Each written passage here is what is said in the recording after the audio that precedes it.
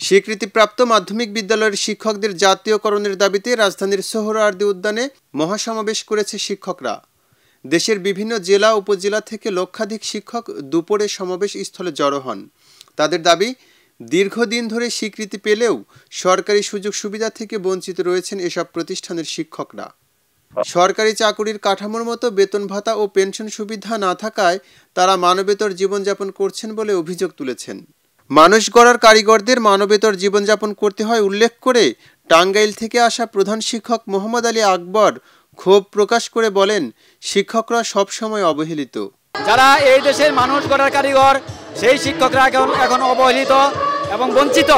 তাদের চাকুরি জাতীয়করণ, এটাই আমাদের শিক্ষকদের একমাত্র দাবি।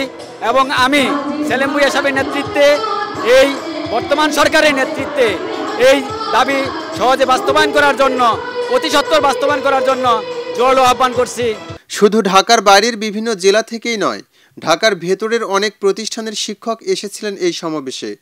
ঢাকার যাত্রাবাড়ির একটি স্কুল থেকে আসা শিক্ষক রেহেনা খানম জানান, এবং জনাব তারেক রহমান আজকের এই ইয়ার উপরে অনেক কিছু নির্ভর করে।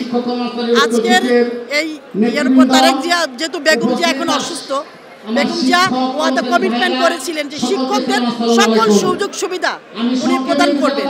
তো সেইটা কি বাস্তবায়নের জন্য আজকের এই মহাসমাবেশ। শিক্ষক ছাড়া দেশ অচল।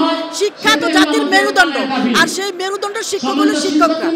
তো শিক্ষা ছাড়া আমাদের দেশ আগাবার কোনো সুযোগ নাই। শিক্ষকরা বরাবরই অবহেলিত। তারা অর্থ কষ্ট থেকে শুরু করে এই দেশের সকল সুযোগ সুবিধা থেকে তারা বঞ্চিত হয়। ওইটাকে আমার মনে হয় ইনশাআল্লাহ আজকের প্রোগ্রামের পর এটা সাকসেসফুল হবে ইনশাআল্লাহ।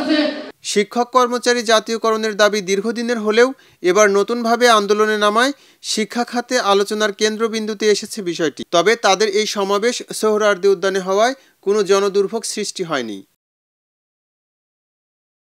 এক দফা সরকার মেনে নেবে এবং তাদেরকে মানবেতর জীবন থেকে মুক্তি দিয়ে সমৃদ্ধ জাতি গঠনের পথে পরিচালিত করবে, সেই আশাবাদ ব্যক্ত করেছেন শিক্ষক নেতারা। এম রহমান, খবরের কাগজ, ঢাকা। খবরের কাগজ, নিখাত, নির্ভীক, নিরপেক্ষ।